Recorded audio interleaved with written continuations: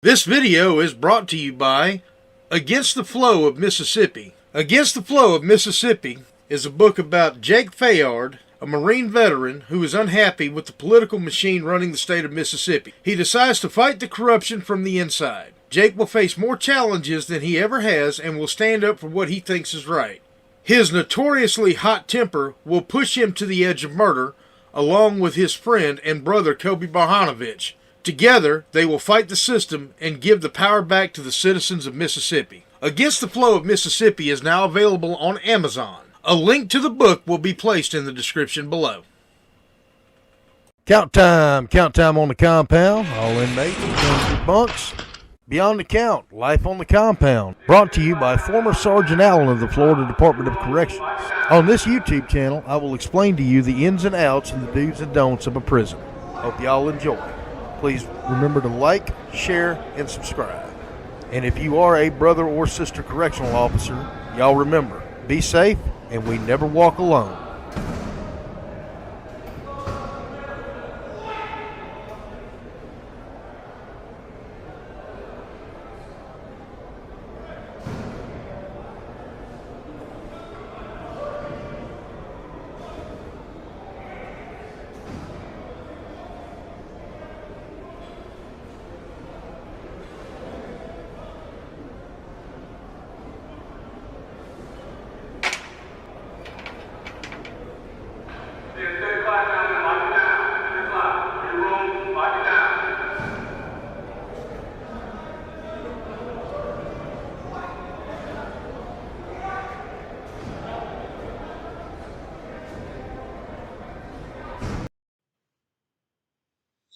All right, folks. So, getting ready to go to work. About 3 o'clock in the morning.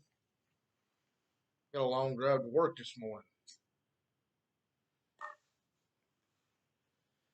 But I wanted to make this video.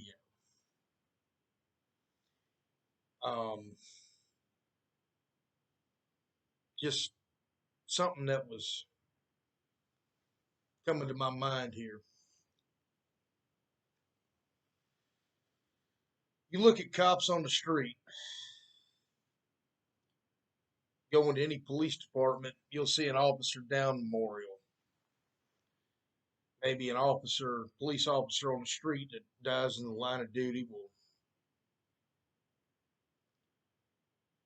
get a highway memorialized after him. There's one here in Gulfport, Mississippi, to a Gulfport police officer.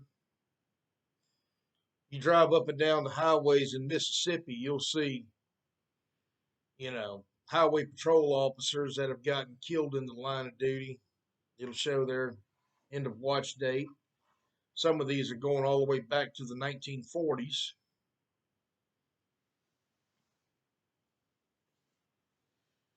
And, I have no problem with this. I think it's a good thing. These people died serving their community. What about the correctional officers, though? It always struck me as odd when I worked for the state of Florida. And I'm no longer an employee of the state of Florida, so I can say this. I promise you I was not the only one saying this while I was working there, and I damn sure said it. I just didn't say it publicly. The Florida Highway Patrol would get a raise. If they got that much of a raise, correctional officers got that much of a raise.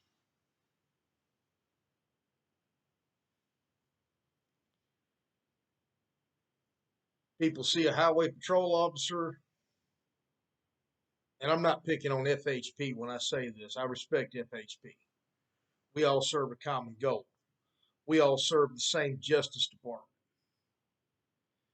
But FHP officers,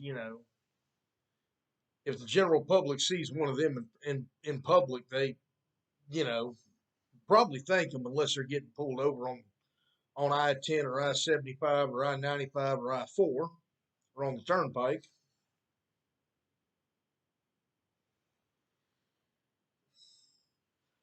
they see one in the store, they'll tip their hat to them.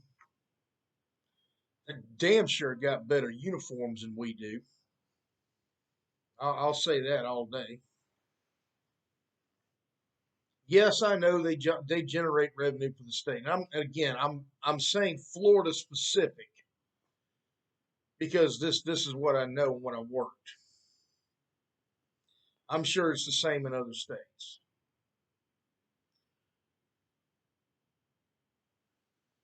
Correctional officers don't get that. We don't get the recognition from the general public.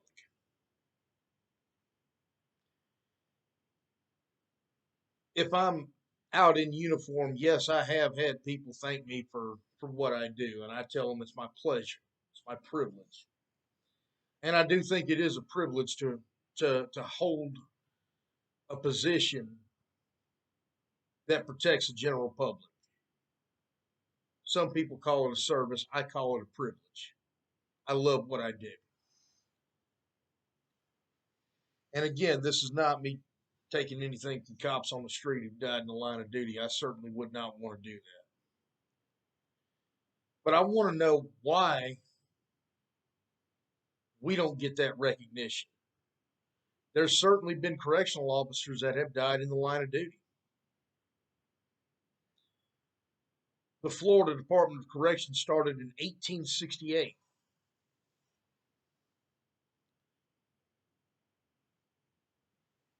We've lost some officers. Um, Here in Mississippi, not sure exactly when MDOT started, but I want to say it was around the 1840s when we finally put a prison here. Louisiana, I think, started their first prison was sometime in the 1830s, I think. They've lost some officers over there. But I got to thinking about this, and it actually makes me wonder if it's not our own fault that we don't get the recognition.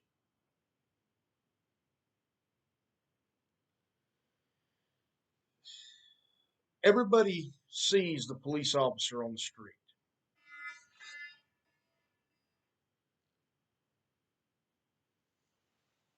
Sorry, y'all, that was my alarm going off. Guess it's time for me to wake up. Everybody sees the police officer on the street. Everybody understands what they do. Everybody sees the equipment that they have. They've got the Dodge Charger. They've got the gun on their hip, the handcuffs, the asp, the taser, radio, handcuffs, OC spray. They got their plate carrier. They've got all this equipment to go out and interact with the general public on the street. I'm not saying it's not a dangerous job because it certainly is, especially now with the political climate. And I'm not going to get on politics. But we as correctional officers are kind of tucked away somewhere in the back. If a cop deals with a violent criminal, he's usually done with him as soon as he gets him to jail. Unless he's a detective, and then he'll actually have to investigate the crime. But by that point, he's in our custody. He's at the county jail.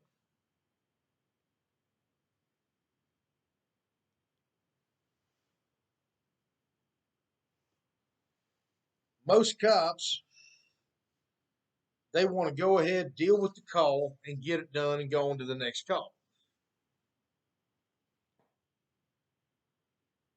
Correctional officers, we deal with those people day in and day out, continuously. Not everybody that a police officer meets on the street is a violent criminal. We are surrounded by violent criminals our entire shift and in very close proximity. We don't have plate carriers or stab vests unless your department allows you to have one.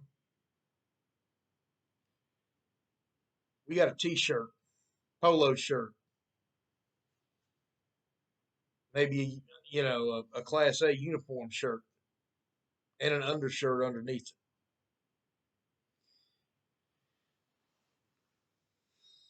They carry guns. We don't carry guns unless we take some off the compound. We're doing escorts, taking somebody to court or taking somebody to an outside hospital. If we're taking somebody on a work squad, we're not going to be armed most of the time. Maybe have some gas, that's about it.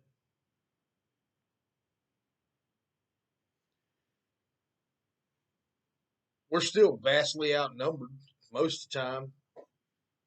I took 10 inmates, me and one other sergeant took 10 inmates 30 miles away down to Florida City on an outside work assignment. We're outnumbered 5-1. Granted, those inmates weren't going to do anything, but let's assume they wanted to. Could they? Yeah. Could one of them have slipped off if they wanted to? I'm pretty sure they could have. Granted, where we were at, I mean, they didn't really have nowhere to go. They could have ducked off in the woods. We're right there on the side of US 1 going toward the Keys.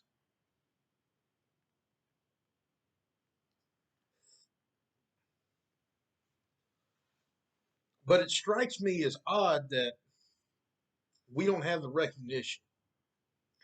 In fact, the general public really thinks we're the lowest of the low. And it's the truth. Oh man, you're just a prison guard. You're just a jail guard. First off, I ain't a guard. I don't guard a damn thing. I am a professional correctional officer. What I deal with every day, you have nightmares about. The task that I carry out on a daily basis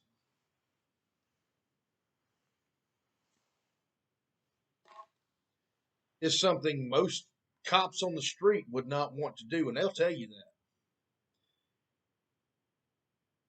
If you ask 10 cops on the street, 9 of them will tell you that they could not be a correctional officer.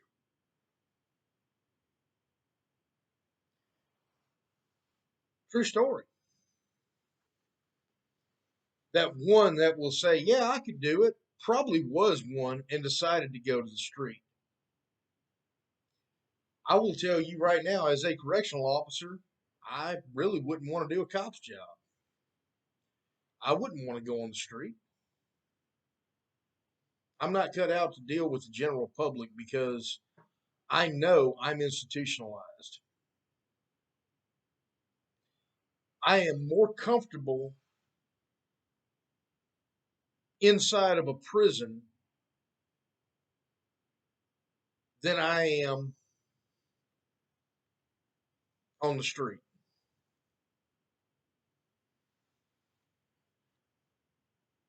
When I'm behind the gate, I understand that that's my family.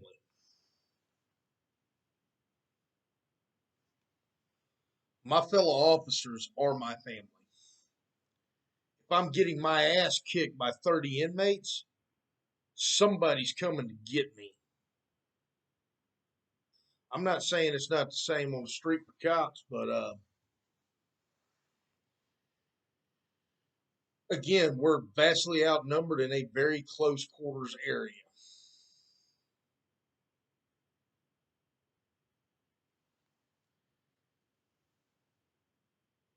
But the public really doesn't care about us, and neither do the politicians that assign our raises, give us our benefits. And it's a sad world we live in where this happens. There's no monument saying that this correctional officer gave his life for his community. And there's been several recently.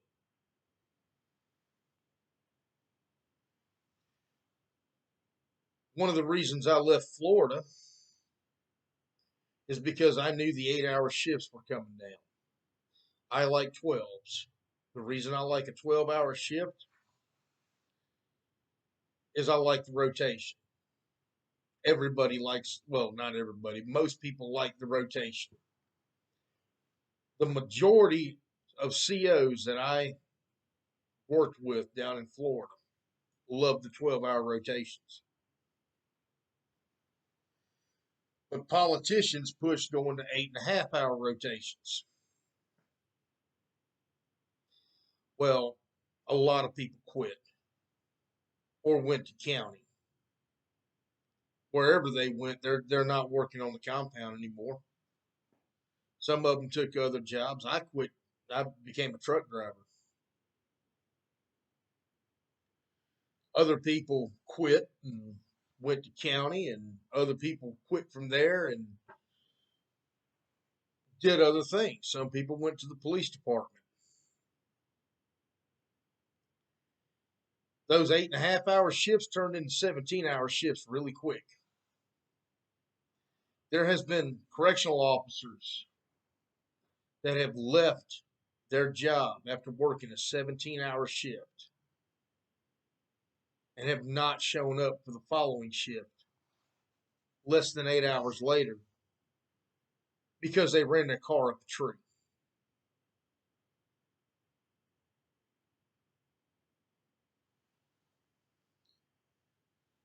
And it seems to me that, again, this is Florida specific, what I'm saying. People in the legislature don't care.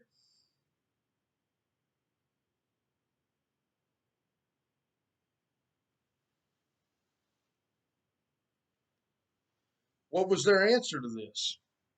They threw us a pittance of a raise. Well, I left before the raise took effect.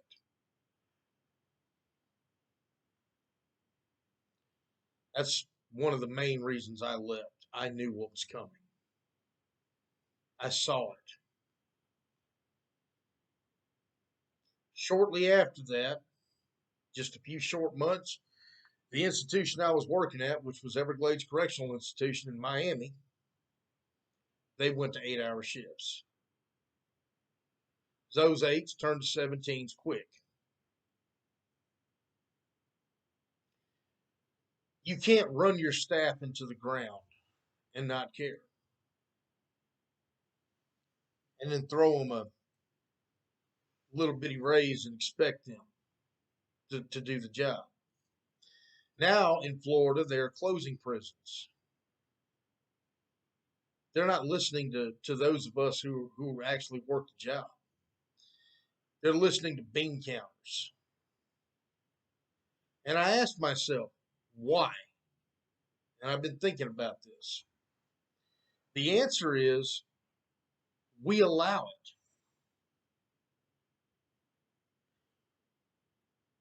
We don't show ourselves enough to the public.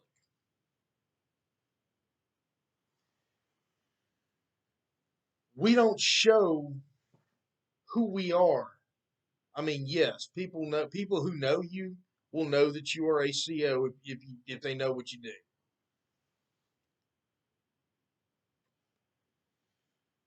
But I want y'all to think about something.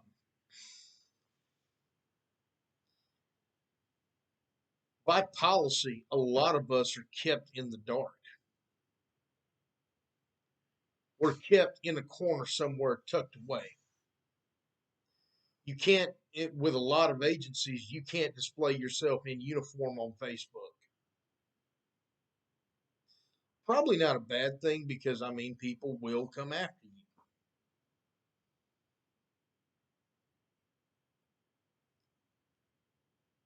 You can't really go out in public in uniform. There's no real Class A for a lot of departments, Class A uniform, that you can attend ceremonies and such.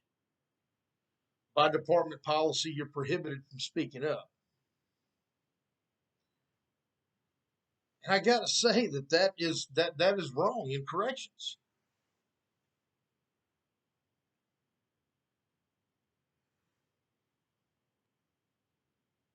That's not the way to get things done because our voice needs to be heard in our state legislatures. The general public needs to understand the dangers of our job and what we face and what we deal with on a daily basis. They need to understand that they may have somebody in prison in their family that they care about.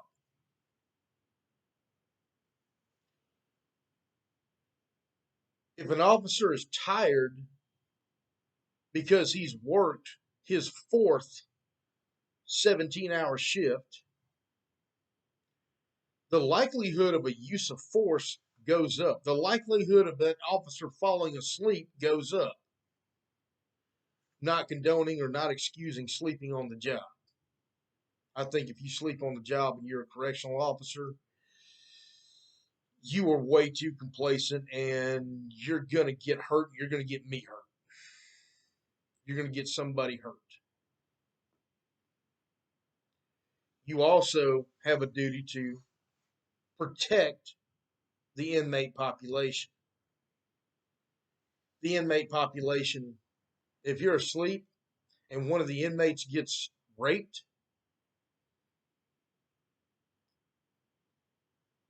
or gets assaulted,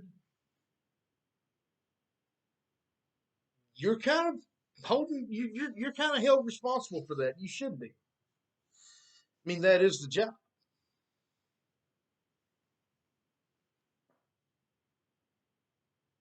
But the public doesn't seem to understand this. Oh, you're just a security guard. You're just a prison guard. You're nothing. You're a wannabe cop.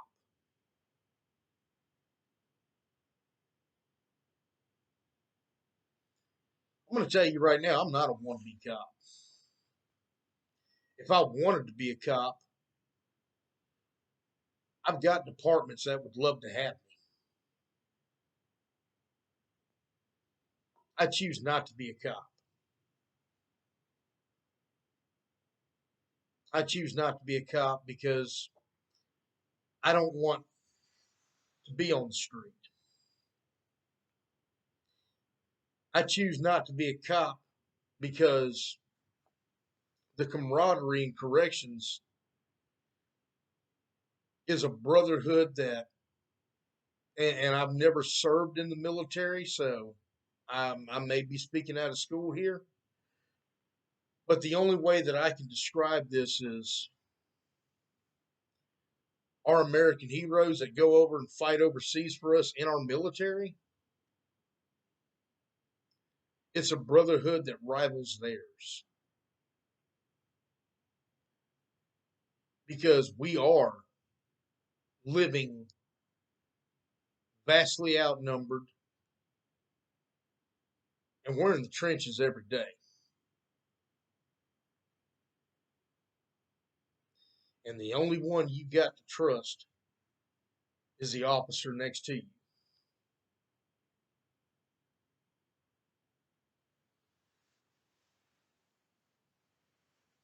Certainly can't count on anybody else.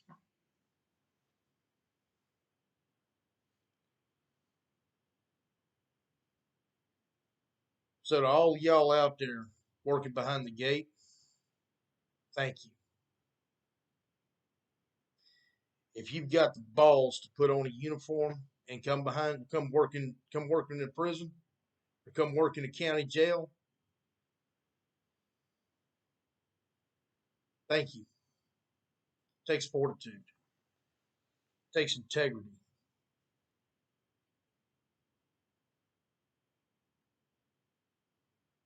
And that right there is something that the general public does not understand.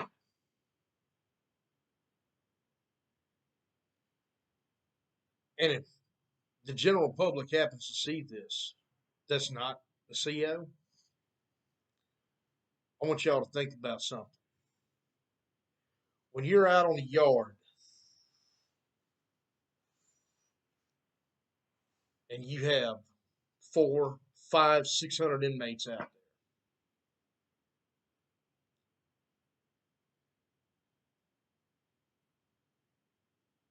and there ain't nothing but 4 officers,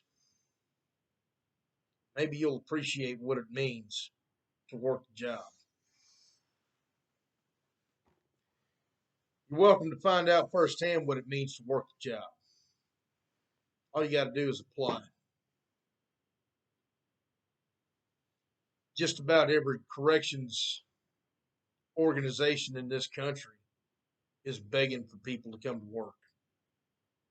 It's not that hard to be a CO to get the job. You want to find out what it's like, and then you'll see where I'm coming from? Come on, put your application in. Just find one right where you are. I know for a fact Florida is begging for people. Mississippi is begging for people. Louisiana is begging for people. Texas is begging for people. Georgia is begging for people. Tennessee is begging for people. Probably the only states that are not really begging for people might be New Jersey and California, but they're also among some of the top paid. I know New York is begging for people because I seen their billboards all over the highway when I was up there.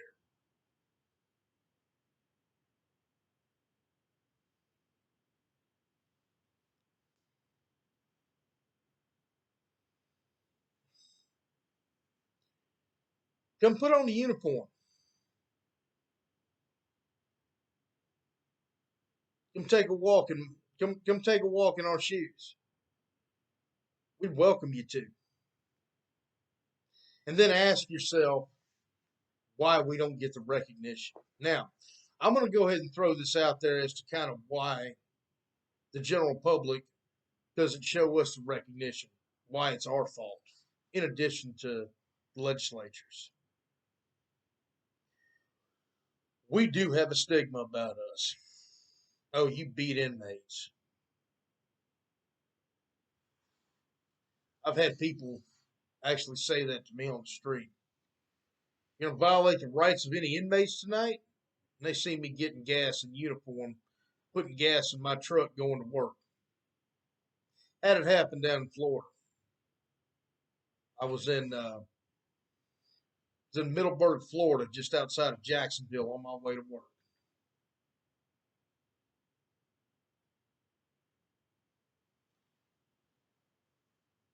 You gonna beat the shit out of any inmates tonight? I don't do that. I don't believe in that. I believe that anybody who would just willfully beat the shit out of an inmate for no reason has no business in corrections anyway. The only way they have business in corrections, they need to have a DC number.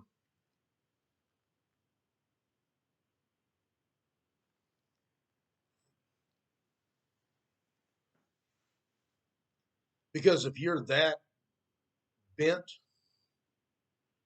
you're going to put my life at risk.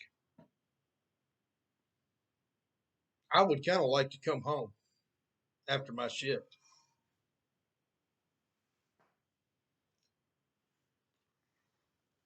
We need to do better. We need to be more professional.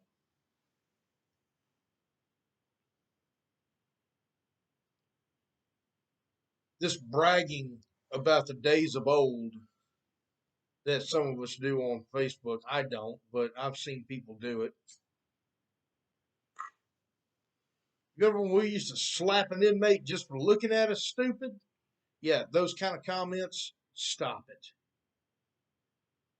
Just stop it. Because that right there is why we don't get the recognition that we deserve. Oh man, you remember we used to take inmates and we used to beat the shit out of them and lock them in a hot box. Let me tell you something. Cool Hand Luke Movie came out in 1967. It's been a long time since that was an acceptable practice.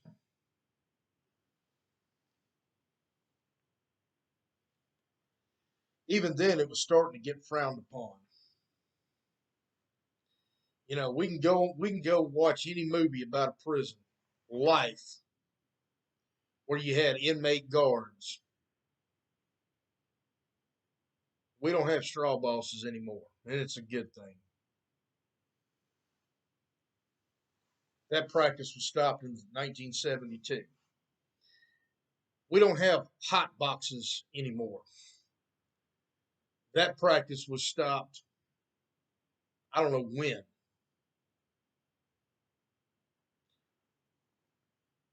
We don't just beat inmates anymore. Not supposed to. Not saying it doesn't happen, sadly. But those that do get prosecuted and they wind up going to jail themselves. And they should be in jail. Stand tall, do your job as you're supposed to, you won't have a problem.